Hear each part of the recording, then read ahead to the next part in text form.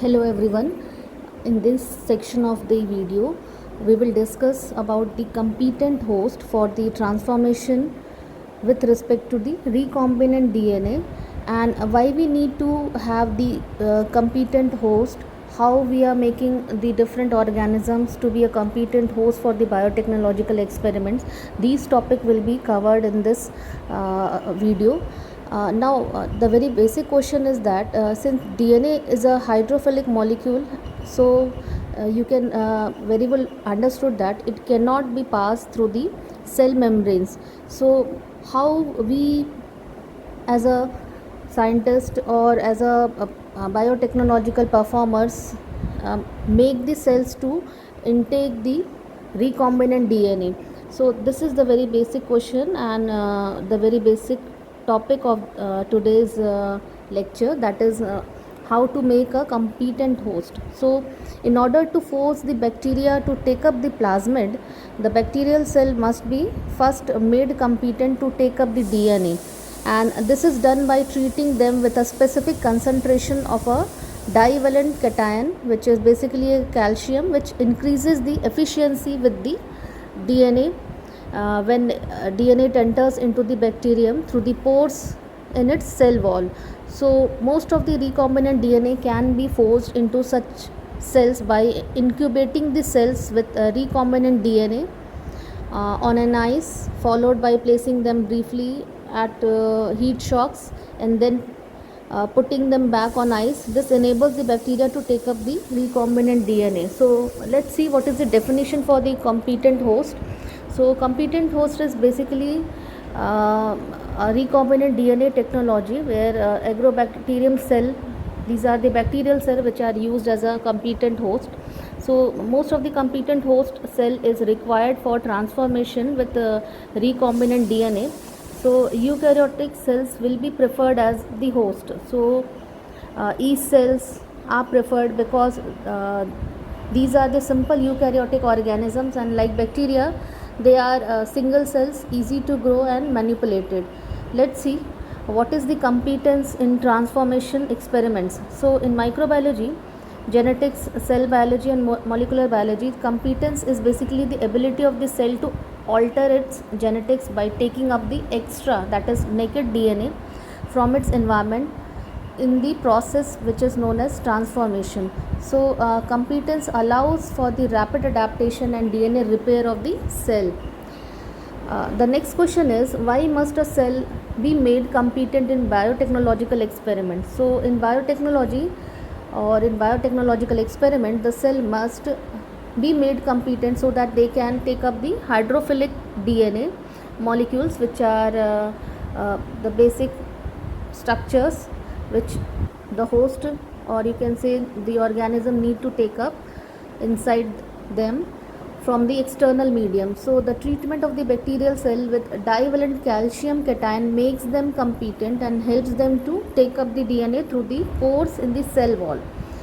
The next question is, how do you make the cells competent for the transformation?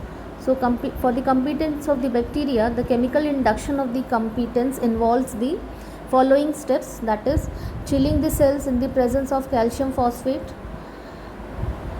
to make them permeable, incubation with the DNA, then heat shock treatment at around 42 degrees centigrade for 60 to 120 seconds, that is approximately 1 to 2 minutes, that causes the DNA to enter into the cell.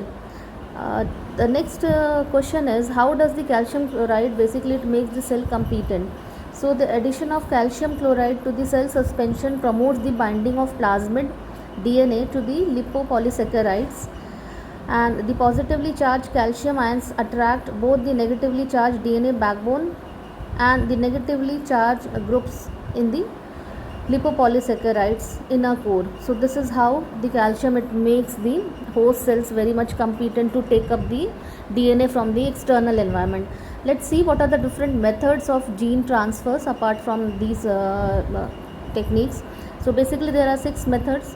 One is transformation. You know what is transformation? It's the natural method of intaking the naked DNA from the environment. Likewise, conjugation is the sexual mode of transmission of the methods in case of bacterial cells, where the conjugation tube is being formed.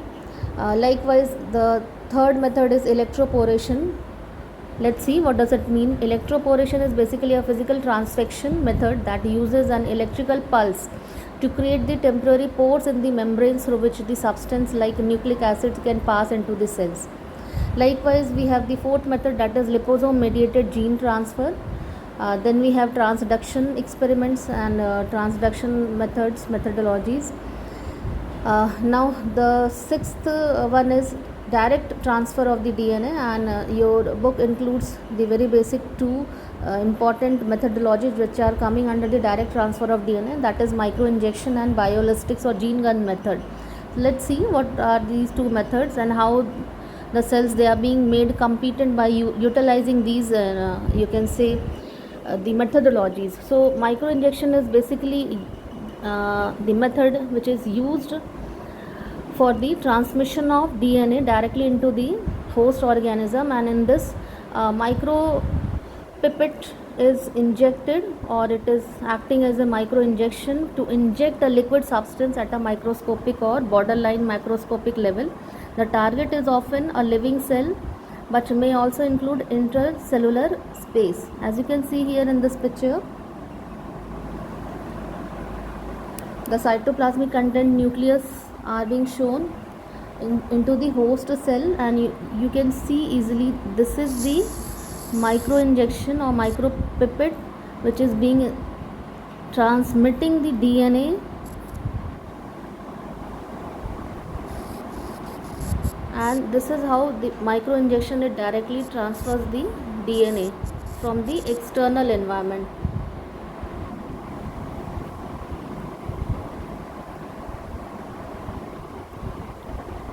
Likewise, what is bioelastic method or gene gun method? So bioelastic method is basically the method in which the particles are bombarded, and it is the common method for the nuclear plant transformation and for transformation that are required DNA to be delivered to the chloroplast and mitochondria. So bioelastics is based on the direct delivery of DNA into the plant cells using gold or tungsten particles. As you can see in this picture, this is the gene gun which actually carries the gold particles and which is bombarded near the plastic disc which contains the DNA coated gold particles, and how the disc it is stopped by the screen. DNA coated particles or gold particles which contains the DNA, they are being inserted into the target plant cell, and this is how the DNA is being directly transmitted into the recipient or host organism.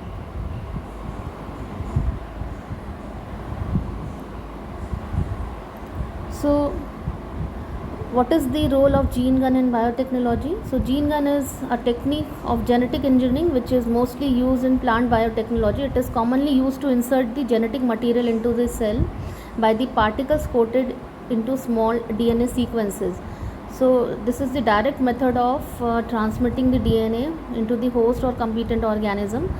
The gun is basically fired at the cluster of the cells and the DNA sequences enter into the desired cell. So this was all about the basic experiments through which the host organism can be made competent for the receptance, or you can say receive, so that they can receive the external or recombinant DNA, that is the alien DNA or from the external environment, which is of the you can say biotechnical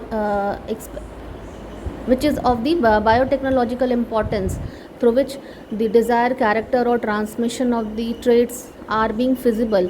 So by including those DNA material or molecular substances, the host organism is able to transmit the information from one cell to another you can say generation, and this is how the experiments are being conducted, and experimentally the traits are being transferred from one generation to the next generation of the host organism. Thank you so much.